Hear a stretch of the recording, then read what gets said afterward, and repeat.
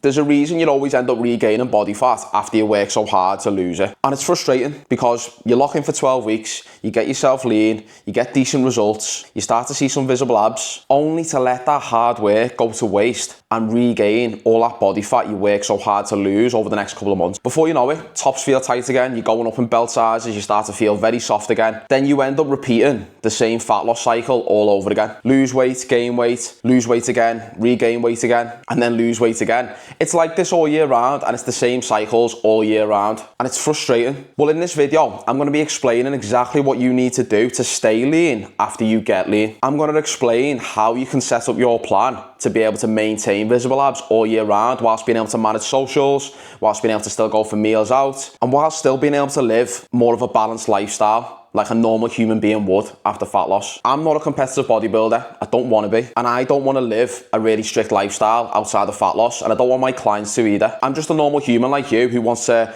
maintain great shape, who wants to build a great physique, but also have some sort of a balance within my lifestyle and have 1 to 2 off-plan meals per week outside of all that. I stick to all the same principles that I'm going to show you today to be able to maintain a lean condition all year round and maintain visible abs. This is actually my physique right now, 4 weeks after finishing fat loss, and I've only gained 1 kilo within that time period. I've also helped countless other people not just get in great shape, but be able to maintain a great shape all year round after fat loss is done. I'll use clients like Richard and Michael here as perfect examples of that. So let me show you exactly what I do and exactly what I do with clients to be able to get results like this and maintain them. So let's start with the common mistakes that people make after fat loss is done.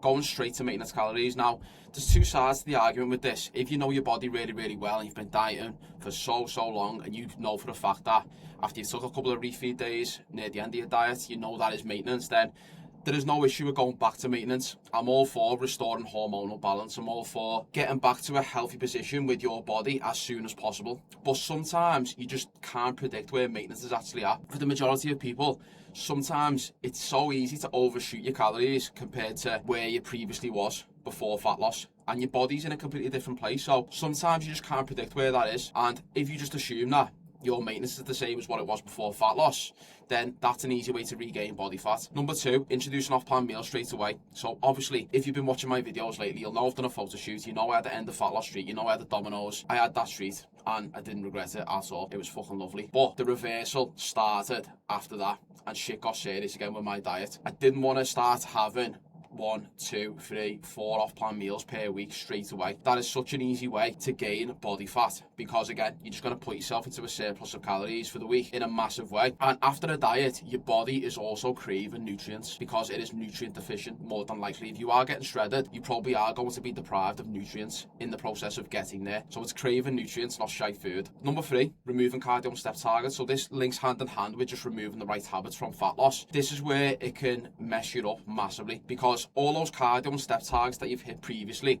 have allowed you to get the rate of loss that you want and created a much larger deficit for yourself. But by removing them completely and then bringing up food, all of a sudden, you're not just removing a deficit, but you're also probably putting yourself into a surplus, especially if you combine that with more than 1 off-plan meal per week straight away within your reverse dieting phase. Number 4 is getting complacent with bad habits again because you're out of fat loss. So all of this links hand in hand. The first 3 points link hand in hand with that 4th point. It's so easy from a mindset point of view to switch off, because you think to yourself, the goal's been achieved, I'm lean, I'm in shape, I can start to bring back loads of other stuff. I can start to bring back loads of off-plan meals. I can go out more and drink more. And to a degree, yes, you can do those things, which I'll get into on the next slide. But it's so easy to take it too far and get way too complacent, unintentionally as well. Because in your mind, you've got nothing to work towards. Fat loss is done. So automatically you think, oh, I can do whatever I want now. Fat loss is done. But there has to be a reversal process. This is the most dangerous time. Your body is going to be ravenous with hunger. It's going to do everything possible to make you want to consume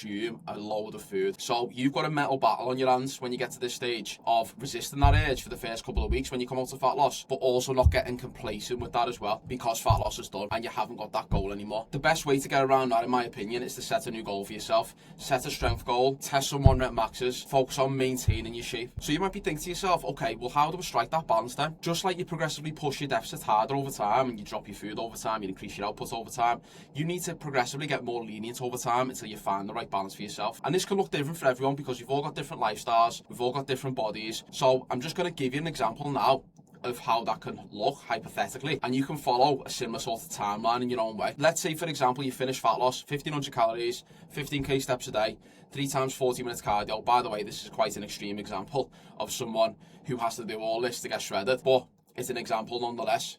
The principles remain the same. If you go through a reverse dieting phase after fat loss, what that basically involves is you just gradually bringing up food over time and gradually decreasing output over time. It's as simple as that. That's the easiest way to explain it. How that looks for everyone is going to be completely individual dependent. But if you're finishing fat loss on those calories and output, for example, week 1 of the reverse diet, you might then bump food up to 1750 calories, 12k steps, 3 times 40 minute cardio. You might then bump food up again to 2000 calories in week 2, 10k steps, bring down cardio a little bit more to 2 times 30 minutes, so on and so forth. You get the gist here. And then eventually, around the week 4 or week 5 mark, that's where you'll find the balance that you want, okay? That's what you should be aiming towards in terms of that balance, where you've found good amounts of calories, that's giving you all the nutrients that you need back in your body. That's allowing you to maintain body weight alongside a sensible level of output in terms of 8k steps, 2 times 30 minutes per week. And then you can even bring in one off-plan meal per week then alongside that. This is something I believe in massively, because at the end of the day, like I was saying earlier, we're not bodybuilders, we're not competitive bodybuilders, we don't want to live strict lifestyles. Don't know about you, but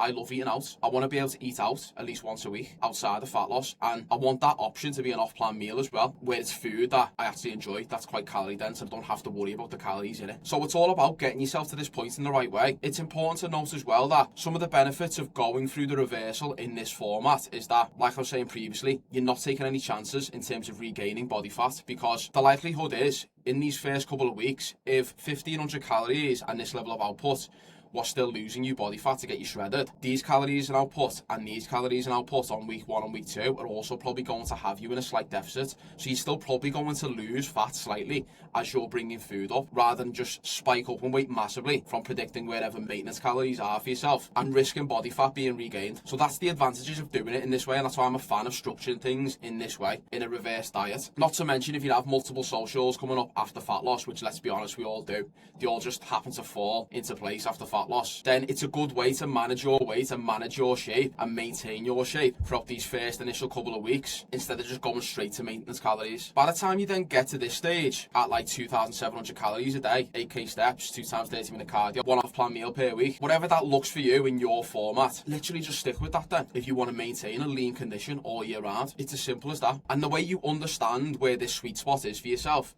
is by tracking your weight daily. Do not remove that habit after fat loss is done. Weigh yourself daily. Each week should tell you the story of either still being in a slight deficit if you're still seeing slight drop-offs in weight, or you find the weekly average is staying the same across the week overall. And that's including the odd spike up off an off-plan meal as well. By the way, you'll always spike up in weight off an off-plan meal if it's something high in carbs and sodium and it's something quite calorie dense. But overall, you're looking for that weekly average and seeing what that is week to week. If it's the same, then you know what, you're at maintenance. And that plan you're currently on and what you've done for that week is probably the plan you should stay on if you want to maintain your body composition. If you're in a slight deficit and weight is still falling off you in weeks 2 and weeks 3, then that's your sign to increase food and potentially lower output if you want to lower output as well. And it's as simple as that. That's how you analyse your data. That's how you understand whether you're still in a deficit or whether you're at maintenance. That's how you make sure you get to maintenance in the right way without regaining any body fat very quickly. And that's how you maintain your shape. If you get most of your body fat gone, then go through this reverse dieting phase properly, then you should maintain a lean condition all year round.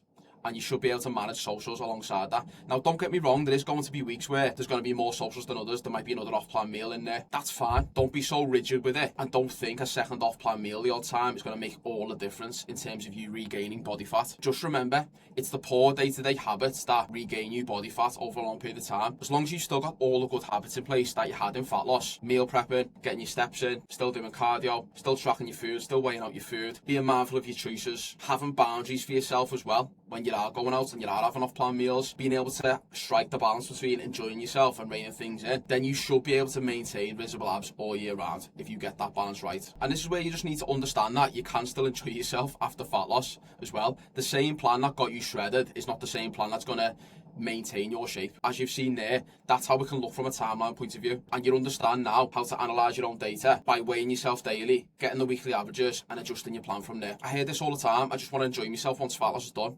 This is a quick way to go right back to where you started. You can still enjoy yourself, but there still has to be certain boundaries in place. It's not restrictive, it's just being a fucking adult to stay healthy and stay in shape. That's the way you've got to see this. If you have those boundaries in place for yourself and you're still nailing the basics with your nutrition, with all those habits that I've just mentioned earlier, alongside tried having an off-plan meal or two per week, you'll be fine. And that's what you need to focus on to make sure you don't regain body fat after you've worked so hard to lose it. So what happens next? Well, at this stage now, you can focus purely on building muscle and strength, as all the right foundations are there. You've got more food in your body, you're going to be able to fuel your sessions better. This is the much more enjoyable part than fat loss, and it's much easier to stay lean when you have more muscle mass too. So if you spend a long period of time building muscle after that, if you choose to potentially go into a surplus, and once you've found where your maintenance calories are at, you've stayed lean for a while, you've maintained your shape for a while, you might want to go into a slight surplus, into a building phase, and maximise muscle growth. And once you do start growing more, once you do start building more muscle, that's when the threshold for food gets higher and higher and higher, and that's when your maintenance calories start to increase again. That's when you'll notice that your body is going to need more food. And when you reach this stage, it's even easier to maintain shape. But hopefully that plan gives you some perspective there on how to structure